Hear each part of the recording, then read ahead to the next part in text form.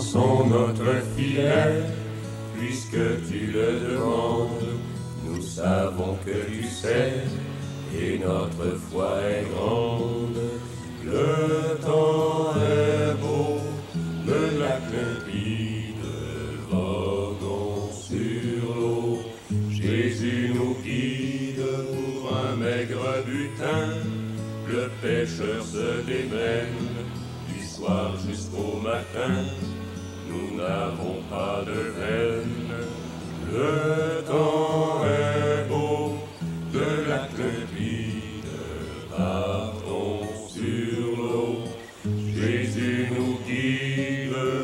Nouvelles d'ici et d'ailleurs. Suggestions de livres, de films et de disques. Notre chanson de confinement. Et avec un soupçon d'humour. Allez, lâchez votre partie de poche. Et n'oubliez pas. C'est pas drôle d'être une nausée. Restez chez vous. Ça commence maintenant. Restez chez vous! Restez chez vous! Restez chez vous! Alors, bienvenue à cette édition de Restez chez vous. Alors, en plus de notre bulletin de nouvelles d'ici et d'ailleurs, et quelques petites capsules vidéo, alors nous vous présenterons notre livre de la semaine, qui est Sentinelle 2, écrit des Camelots, de la revue L'Itinéraire, donc une revue écrite par des gens en situation d'itinérance à Montréal. Notre film de la semaine, Good Will Hunting, ou en français Le Destin de Will Hunting. Et enfin, notre album de la semaine, bien, je le consacre à une vedette chanteuse que j'adore beaucoup, d'autant plus qu'elle, je veux dire, elle a commencé sa carrière dans mon petit coin de pays, soit à Val-d'Or. Donc, la fille du docteur Michel Fortin. Je vous parle ici de Diane Tell et son album Chimère. Et voilà, donc restez chez vous. Ça commence tout de suite. Et on commence avec nos nouvelles d'ici et d'ailleurs.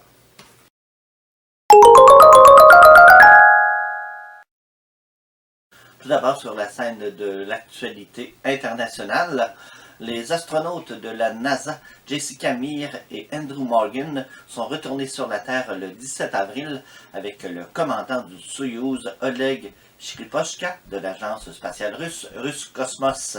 Le trio avait quitté la Station spatiale internationale à 21h53, heure avancée de l'Est, le 16 avril, et a effectué un atterrissage sécuritaire à 1h16 le vendredi 17 avril au Kazakhstan. Au cours de leur mission spatiale, Morgan et Meir ont mené des centaines d'expériences en biologie, en sciences de la Terre, en recherche humaine, en sciences physiques et en développement technologique. La mission de 9 mois de Morgan a débuté le 20 juillet 2019. Son vol de 272 jours s'est étendu sur les expéditions 60 à 62, totalisant 4352 orbites terrestres. Le séjour prolongé de Morgan dans l'espace permettra d'accroître les connaissances sur la façon dont le corps humain réagit aux vols spatiaux de plus longue durée. Andrew Morgan a également effectué 7 sorties dans l'espace, totalisant 45 heures et 48 minutes. Jessica Meir et Oleg Skripochka avaient quant à eux quitté la base de Baïkonour le 25 septembre 2019. Ils ont passé 205 jours dans l'espace, effectuant 3280 orbites autour de la Terre. Meir, qui en était à son premier voyage spatial, a effectué 3 sorties dans l'espace, dont l'une avec sa collègue américaine Christina Koch de la NASA en octobre 2019, devenant le premier duo féminin de l'histoire spatiale à effectuer une sortie orbitale. Enfin, Oleg Skripochka en était à son 3e vol spatial. Il cumule 536 jours en orbite. Les membres de l'équipage de l'expédition 63 attendent maintenant l'arrivée à bord de la Station spatiale internationale des astronautes de la NASA, Robert Behnken et Douglas Hurley, les premiers astronautes à se lancer du sol américain depuis 2011 lors du prochain test de vol SpaceX Demo 2 de la NASA, prévu dans la seconde moitié du mois de mai. Maintenant, notre tour du monde. On commence ce tour en France.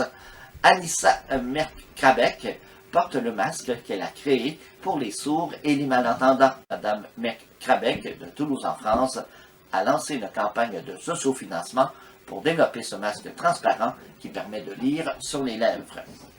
En Indonésie maintenant, les habitants pratiquent la distanciation sociale tout en faisant de l'exercice le long des voies ferrées à Bandung, village situé dans la province de Java Ouest. Enfin, aux États-Unis, Noel Brandon, mieux connu sous le nom de DJ I Am Noel, donne une démonstration de son talent sur un balcon à San Diego, en Californie. Son spectacle remonte le moral des habitants en période de confinement. On termine ce bulletin international aux États-Unis, alors que deux petites nouvelles nous proviennent de l'État de la Caroline du Nord.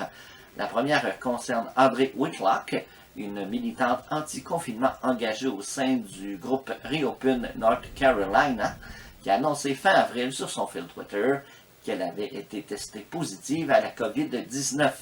Conséquence directe, l'activiste n'a pu prendre part aux 2 premières manifestations de son mouvement, devant rester chez elle en isolement pour les 2 prochaines semaines.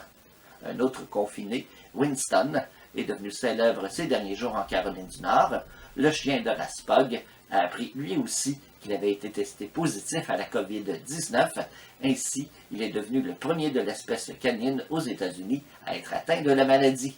Ses propriétaires, Sam et Heather McLean, avaient été testés positifs au coronavirus en mars, après que Sam avait ressenti des symptômes de la maladie, dont il s'était remis depuis.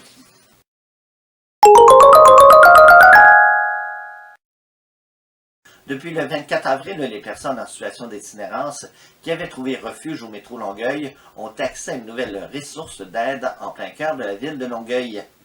L'église Notre-Dame-de-Grâce a été transformée en centre de jour, fruit d'un partenariat municipal et communautaire. Ouvert 7 jours sur 7, le repas du passant accueille les personnes en situation d'itinérance dans un lieu sécuritaire où ils peuvent manger et se reposer pour la journée. Le centre compte une 20aine de tables pour les repas et 14 lits de camp pour le repos. Dans un esprit solidaire, de nombreux partenaires participent à ce projet qui durera minimalement jusqu'au 31 mai. Le réseau de transport de Longueuil assure le transport entre le métro et l'église, alors que le 6 de la Montérégie-Est a conclu une entente avec un motel de Longueuil pour l'hébergement de nuit aux sans-abri. Les personnes itinérantes qui présentent des symptômes reliés à la COVID-19 ou qui sont en attente d'un résultat d'un test de dépistage peuvent ainsi être gardées en isolation. La table itinérance Rive-Sud, le 6 de la Montérégie-Centre, la ville de Longueuil et le diocèse de Saint-Jean-Longueuil collaborent également à cette initiative. Il y a encore des gens qui sont dans le besoin, il y a encore des gens qui souffrent. Et donc l'Église, La mise en place de ce centre de jour a diminué les incidents entre les personnes en situation d'itinérance et les usagers du métro. Plusieurs autres raisons ont milité en faveur de la mise en place de cette nouvelle ressource. Mentionnons entre autres la fermeture des commerces, restaurants et centres commerciaux, la quête, le maintien de la norme de distanciation sociale et la surpopulation dans les dortoirs. Plus de 40 000 personnes vivent sous le seuil de la pauvreté dans l'agglomération de Longueuil. 4 Bouchervillois ont reçu récemment la médaille du lieutenant-gouverneur pour leur engagement bénévole auprès des aînés et de la jeunesse. Tout d'abord, Marjolaine Tessier a été honorée pour son engagement à la cause du mieux-être des personnes âgées depuis plus de 40 ans. Marjolaine Tessier n'en est pas à ses premiers honneurs, étant récipiendaire en 1990 d'un Méritas personnalité, d'un prix Mérite Aimé Racicot en 2005 et de la médaille de l'Assemblée nationale en 2017. Denise Guilbeault, quant à elle, se dévoue pour sa communauté depuis 40 ans. La dame de 90 ans est la principale responsable de l'organisation du bazar de la paroisse Saint-Sébastien. Les implications de Denise Guilbeault sont nombreuses, la dame ayant œuvré au sein du comité de la guignolée de la paroisse Saint-Sébastien, de l'atelier Saint-Sébastien, du comité d'entraide et de la Société canadienne du cancer. Madame Guilbeault a reçu en 2005 l'Ordre du mérite diocésain et le prix Florence Jonca-Adeno en 2019. Pour sa part, Jean-Pierre Langevin a été honoré pour son implication auprès des personnes âgées. M. Langevin contribue au développement des liens entre la ville de Boucherville et de la ville des Abîmes en Guadeloupe, dont elle est jumelée. Aquarelliste, il représente aussi bien les artistes peintres et les musiciens locaux. Enfin, Antoine Barry a reçu la médaille du lieutenant-gouverneur pour la jeunesse. Malheureusement, en raison de la crise sanitaire et des directives gouvernementales visant à contrôler la propagation de la COVID-19, la cérémonie de remise de la médaille du lieutenant-gouverneur a dû être annulée. Les récipiendaires ont donc reçu leur médaille par la poste. On se laisse avec la performance de Jeannette et Thérèse Filion de Moonbeam, une petite municipalité franco-ontarienne d'environ 1200 habitants, située à 323 km au nord-ouest de Rouyn-Noranda. Âgées respectivement de 89 et 85 ans, Jeannette et Thérèse Filion croient que jouer de la musique régulièrement les aide à rester jeunes de cœur et d'esprit, en plus de divertir famille et amis pendant cette pandémie. Leurs prestations musicales, qu'on peut voir sur leur page Facebook, sont devenues un succès depuis la première publication le 7 avril.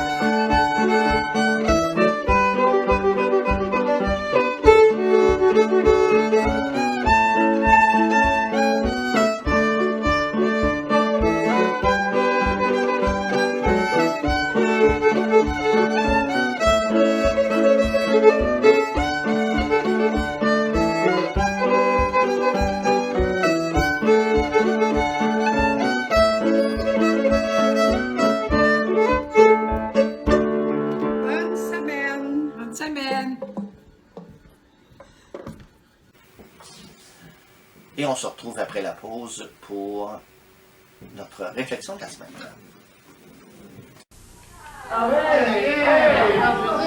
Il existe un petit vin tout simple qu'on aime boire en famille ou entre amis. Ce vin de bon goût, qu'on sert sans cérémonie, s'appelle notre vin maison. Notre vin maison se boit avec tous les plats qu'on aime. Il est offert à prix populaire, dans un format d'1 litre. Les vins La Salle font également notre vin maison blanc, vendu lui aussi dans les épiceries licenciées. Notre vin maison, le vin qu'on sert sans façon. Vous connaissez cette consigne? En voici 5 autres, faciles à réaliser. Toussez dans votre coude, jetez vos mouchoirs, lavez vos mains, gardez vos distances et enfin, restez à la maison. Se protéger, ça sauve des vies. Un message du gouvernement du Québec.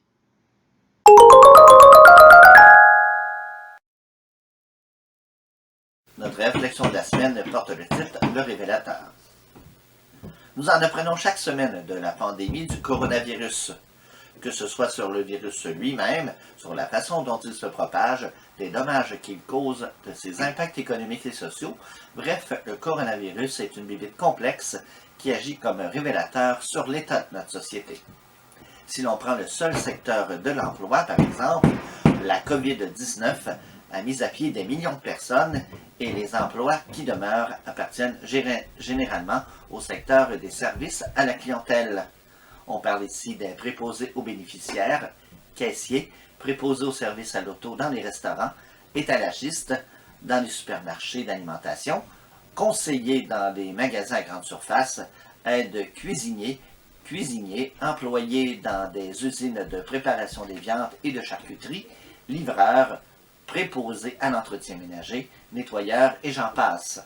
Habituellement, ce sont des métiers dont les salaires voisinent le salaire minimum et dont les besoins en main-d'œuvre sont grands. Pour attirer et maintenir ces travailleurs et travailleuses dans leur lieu de travail, de grands noms de l'alimentation, de la transformation et de la préparation et de la distribution alimentaire ont décidé d'accorder des augmentations salariales pendant cette crise sanitaire. Le premier ministre du Québec, M. François Legault, a même annoncé début avril une hausse de 4 $ de l'heure pour bonifier les salaires des préposés aux bénéficiaires dans les résidences privées. Ces hausses de rémunération s'ajoutent à la hausse du salaire minimum qui est maintenant de 13,10 $ au Québec depuis le 1er mai. Pendant ce temps, au fédéral, des voix s'élèvent pour la mise en place d'un revenu de base garanti alors que le gouvernement Trudeau ouvre à fond le pipeline des dollars pour aider les travailleurs et travailleuses sans emploi avec son programme temporaire appelé Prestations canadiennes d'urgence. Avant l'urgence sanitaire, nos élus cherchaient davantage à trouver des solutions à la pénurie générale de main-d'œuvre. Aujourd'hui, cette crise a plutôt révélé la part essentielle et la reconnaissance que nous devons avoir envers ces femmes et ces hommes qui offrent des services à la population. Cette reconnaissance doit-elle passer par une hausse immédiate du salaire minimum à 15 $ ou par l'instauration d'un revenu de base garanti ou sortir de cette pandémie? Nous devons clore ce débat une fois pour toutes. Voilà une question intéressante parce que on parle beaucoup de... En tout cas, la bataille du 15 $ de l'heure a été une des batailles qui a été... on a entendu davantage parler de cette bataille-là au cours de l'année 2019 et même à la fin de l'année 2018. Alors, je crois que, sincèrement, il va falloir qu'on augmente nos salaires dans ce secteur d'emploi-là parce qu'en fin de compte, on le voit bien pendant cette crise, que ce sont des essentiels et tout travail essentiel mérite un salaire décent.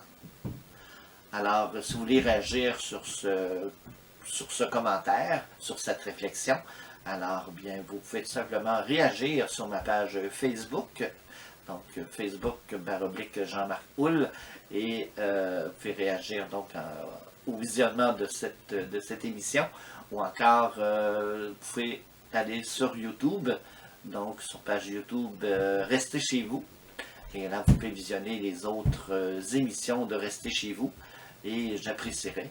Et c'est toujours un plaisir de lire vos commentaires sur cette émission, son contenu. Et si vous avez aussi des suggestions, bien, il me fera plaisir d'y donner suite. Voilà, tout simplement. Donc, on s'arrête quelques secondes et puis on vous revient avec nos suggestions de films, de livres et de disques. À tout de suite. Une vieille dame vivait dans une chaussure. Quand elle cuisinait, elle savait quoi faire, bien sûr. Quand elle se sert de la cuisinière, elle porte des vêtements ajustés, car des vêtements amples peuvent facilement s'enflammer. Mais si par hasard il vous arrivait de prendre feu, la vieille dame est formelle. Roule-toi par terre! Roule-toi par terre! Voilà ce qu'il faut faire! Roule-toi par terre! Tout le monde ensemble, chantons en chœur! Roule-toi par terre et toutes les femmes sans peur! La vieille dame savait quoi faire, voyez-vous. Et vous? Vous voulez bien vous laver les mains? Faites comme le raton laveur. Tout d'abord, mouillez, mettre du savon et ensuite rincer.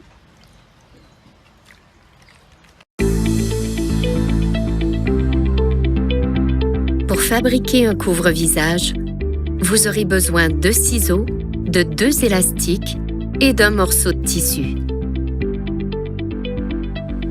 Sélectionnez un tissu tissé serré, propre et en bonne condition. Par exemple, un coton. Utilisez les ciseaux pour découper un carré d'environ 50 cm de largeur et 50 cm de hauteur dans le tissu. Pliez le carré de tissu en 2. Puis, repliez la partie du haut vers le bas et la partie du bas vers le haut. Placez les élastiques à environ 15 cm des extrémités.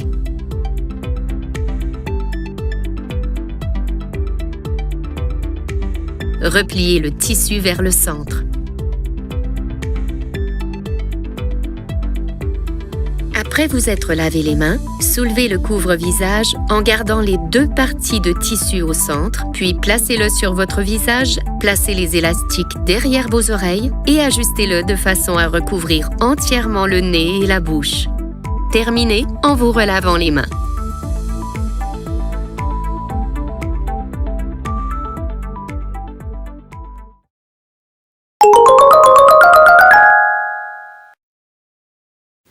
Alors, le film film suggéré de la semaine, Le destin de Will Hunting, ou si vous voulez en anglais, Good Will Hunting, dont on regarde la bande-annonce à l'instant. Bravo! Tu as très bien fait ça. Alors, on regarde la bande-annonce.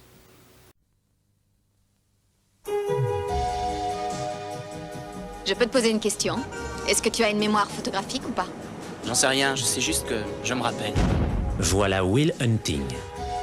Dans la banlieue sud de Boston, il est déjà une légende. Coups et blessures, mutilation, vol, résistance, et toujours un non-lieu. Mais quand on frappe un policier, c'est la prison. J'ai parlé au juge, et il est d'accord pour te relâcher. Ah oui? À condition de me voir moi et un psychothérapeute une fois par semaine. Ce garçon est un génie sans égal. Je n'ai jamais vu une chose pareille. Aujourd'hui, j'ai besoin de quelqu'un qui puisse communiquer avec lui. Comme moi. Pour la première fois de sa vie, c'est comme une partie de poker avec ce gosse. Dès qu'il perçoit la moindre vulnérabilité chez quelqu'un, il l'exploite. Will Hunting va rencontrer un adversaire à sa taille. Vous avez peint ça? Ouais, j'ai pas ça. Très intéressant. Peut-être que vous êtes en pleine tempête, vous savez, que les vagues viennent s'écraser sur votre petit bateau. Et peut-être que vous faites ce qu'il faut pour vous en tirer. Peut-être que vous devenez psychothérapeute. Tu es tombé juste. Peut-être que vous vous êtes trompé de femme. Peut-être que tu devrais fermer ta gueule. Personne ne peut te comprendre, hein, Will? Tu es un génie. Mais je n'ai rien à apprendre de toi que je ne puisse pas lire dans un livre. Sauf si tu veux me parler de toi. Mais tu as trop peur de ce que tu pourrais dire. T'es assis sur un billet de loterie gagnant.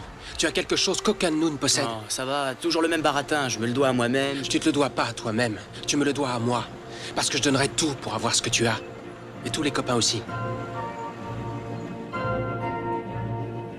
Elle est parfaite pour l'instant, je veux pas gâcher ça. Peut-être que toi, t'es parfait pour l'instant et que tu ne veux pas gâcher ça. C'est une bonne façon de vivre toute ta vie sans jamais avoir à vraiment connaître quelqu'un. Je t'aime, Will. Vous avez déjà envisagé de vous remarier? Ma femme est morte. D'où le mot remarier. Ma femme est morte. Eh ben voilà une super philosophie, Sean. Ça va vous permettre de vivre tout le reste de votre vie sans jamais avoir à vraiment connaître quelqu'un. Robin Williams, Matt Damon, Ben Affleck, Stellan Skarsgård et Minnie Driver. Will Hunting, un film de Gus Van Sant. Alors, comme on l'a vu dans la bande-annonce, le film comptait sur une excellente distribution. Robin Williams, qui a gagné l'Oscar du meilleur acteur de soutien dans ce film. Matt Damon, qu'on a connu un peu plus tard avec la série des films La mémoire dans la peau, l'histoire, la trilogie de Bourne, un agent secret. Ben Affleck, du temps qui était un bon acteur, et également Minnie Driver. Alors, si ce film vous intéresse, alors vous voyez au bas de l'écran un lien Internet qui vous permet, donc en copiant ce lien, c'est pour ça que je le laisse longtemps, ça vous permet de le copier, de le prendre en note et de chercher. De toute façon, vous pouvez le chercher sur YouTube, écrivez Good Will Hunting et vous allez voir le lien. Donc, pour voir ce film au complet, on peut regarder ce film au complet dans sa version française en cliquant sur ce lien. Alors, si le film vous intéresse, eh bien, cliquez le lien, tout simplement. Sur ce, bon cinéma. Et puis, mon petit toutou, es-tu là? Oui! Alors, tu peux me présenter aussi le livre de la semaine? Oui, ça m'intéresse. Bon, ben, vas-y. Alors, donc l'itinéraire présente Sentinelle 2, écrit des Camelots de 2016 à 2019.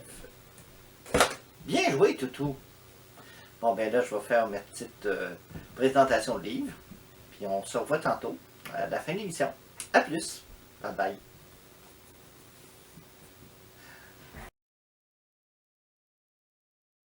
Donc, ma suggestion de livre cette semaine, c'est Sentinelle 2, écrit des Camelots 2016-2019. Donc, les Camelots qui sont, évidemment, qui distribuent la revue et qui écrivent à l'intérieur de la revue l'itinéraire. Donc, une revue qui existe depuis 30 ans, qui parle évidemment des réalités du monde de l'itinérance dans la région de Montréal. Alors ce livre, Sentinelle 2, est une suite au premier volume appelé évidemment Sentinelle, publié quelques années auparavant. Alors, Sentinelle, 25 ans d'écriture à l'itinéraire. Alors, ce livre est un recueil des meilleures chroniques publiées par C. Camelot à l'intérieur de la revue L'Itinéraire. Donc, c'est écrit tout simplement de façon libre. Et donc, les Camelots expriment un peu leur opinion.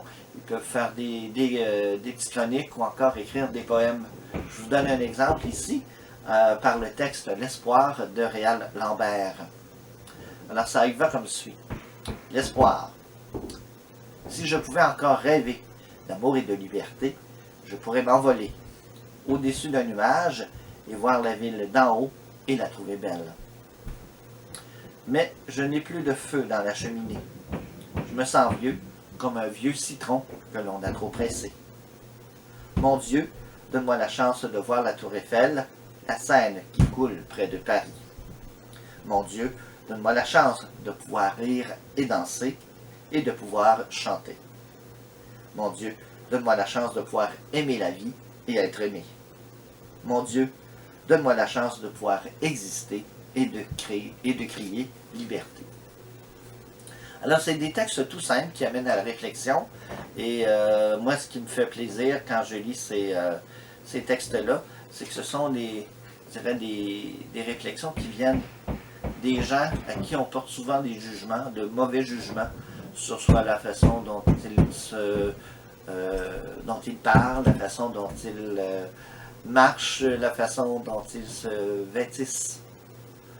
Alors que le monde de l'itinérance est un monde fascinant à connaître. Et les hommes ou femmes en situation d'itinérance vivent des réalités qui, parfois, sont très difficiles. Où on peut reconnaître que certains itinérants le font par choix. C'est un mode de vie, c'est un choix et on doit le respecter. Mais il faut respecter aussi tous les itinérants, peu importe leur situation. Parce que certains peuvent être là de façon temporaire, alors que d'autres sont là parce qu'ils vivent des situations très difficiles et ils n'ont pas eu d'écoute pour les aider.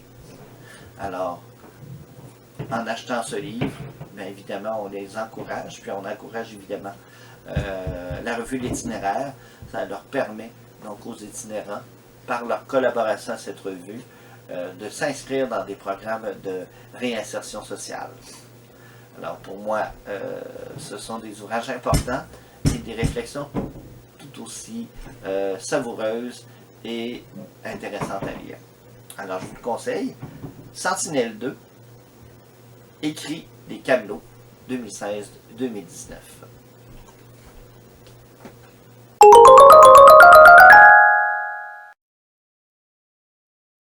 Notre album de la semaine, Chimère, de Diane Tell.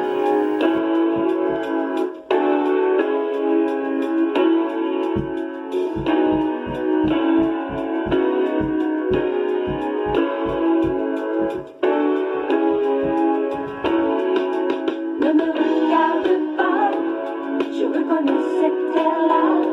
Encore un éclat de larmes dans tes yeux. Je n'en suis pas la raison, je n'ai pas de solution.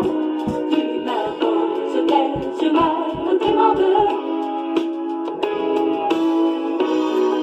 Comme Elisabeth d'Autriche, Émile Nelligan, Howard Hughes et Ava Gardner, Diane Fortin est née le 24 décembre.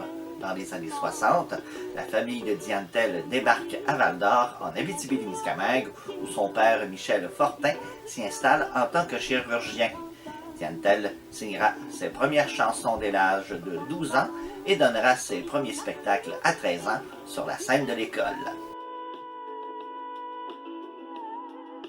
En 1976, durant les Jeux olympiques, Diane Tell se fait remarquer par Radio-Canada. L'année suivante, elle signera son premier contrat de disque sous l'étiquette Polydor.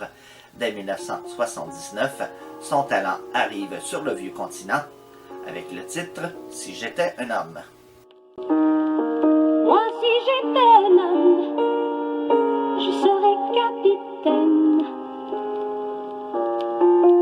d'un bateau vert et blanc.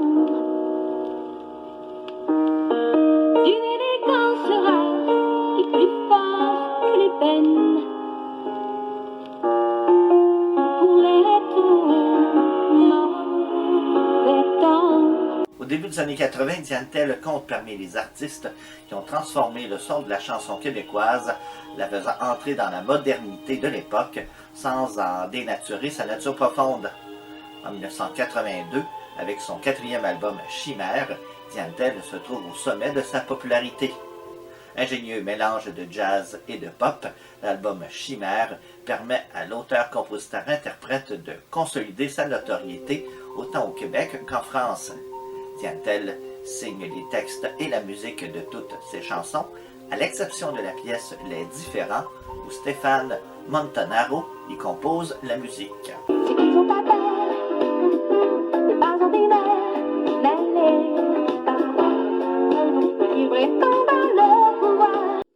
Au Gala de la disque, Diane Tell est en nomination dans 3 catégories, soit Micro-sillon de l'année avec Chimère, Chanson de l'année avec Souvent, Longtemps, Énormément, et enfin, nomination la plus prestigieuse, celle d'interprète féminine de l'année. Nous parlions toutes les deux des soirs de célibat, en marchant de longues heures, sans aller nulle part. Bien qu'elle ne remporte aucun prix lors de ce gala, la reconnaissance viendra de l'extérieur puisque l'album Chimère sera récompensé du prix du meilleur album francophone au Gala du Midem. Diane Tell devait être le 18 juin en concert au Francophonie de Montréal pour y présenter son dernier opus Haïku, sorti l'automne dernier. L'artiste demeure maintenant en Suisse. On écoute maintenant la version originale de la chanson On a beau, tirée de l'album Chimère.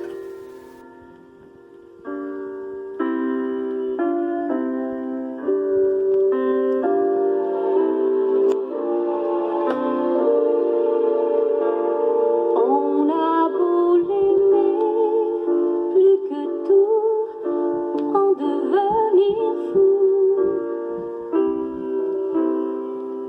lui laisser l'avantage, repasser 1000 fois l'éponge sur ses mensonges. Mon amour enfui, à présent, se permettra un enfant qui nous rappelle son visage. On ne change pas les autres à force de les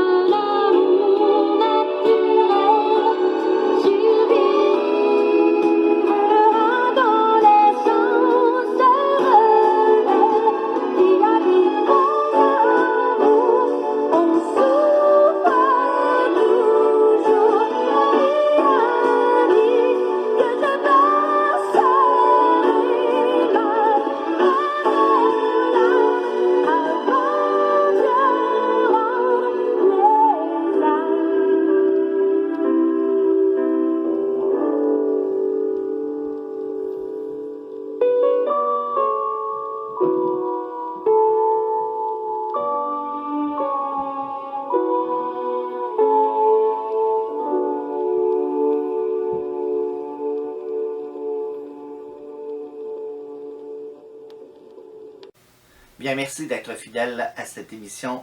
Restez chez vous. Rendez-vous prochainement pour une nouvelle édition.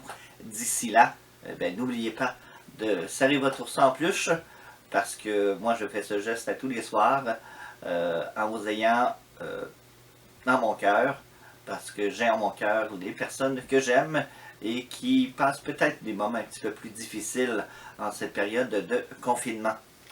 Alors, c'était Jean-Marc Goul. Je vous dis à bientôt pour un autre Restez chez vous. Qui ça joue? 1, 2, 3, 4.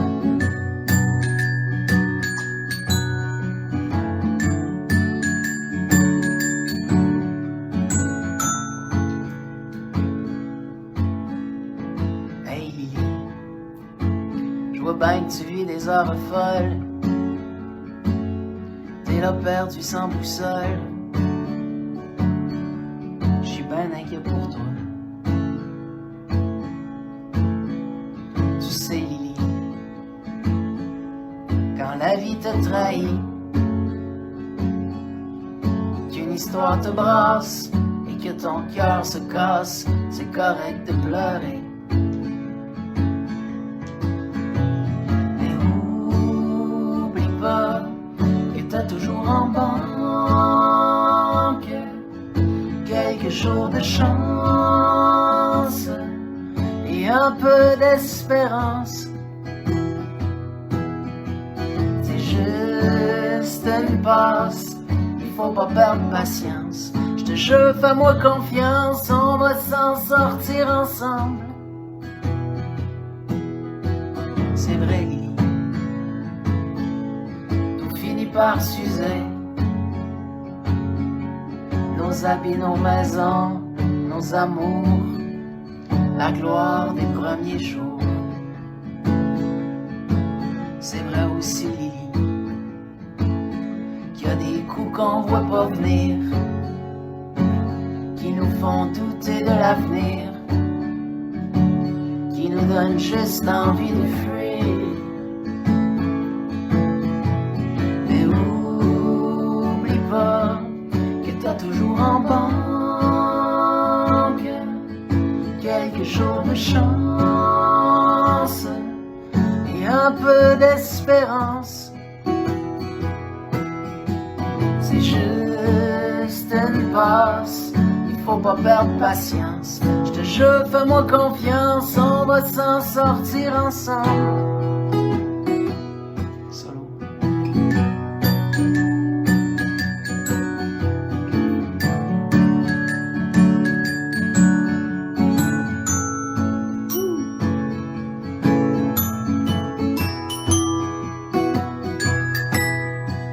Mais oublie pas que t'as toujours en banque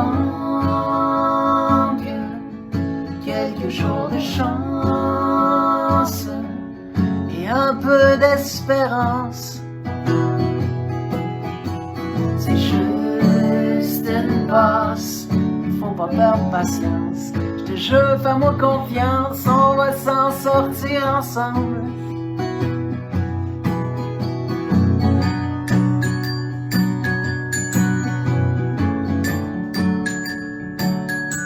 Non. Hey, on lâche pas, ça va bien aller.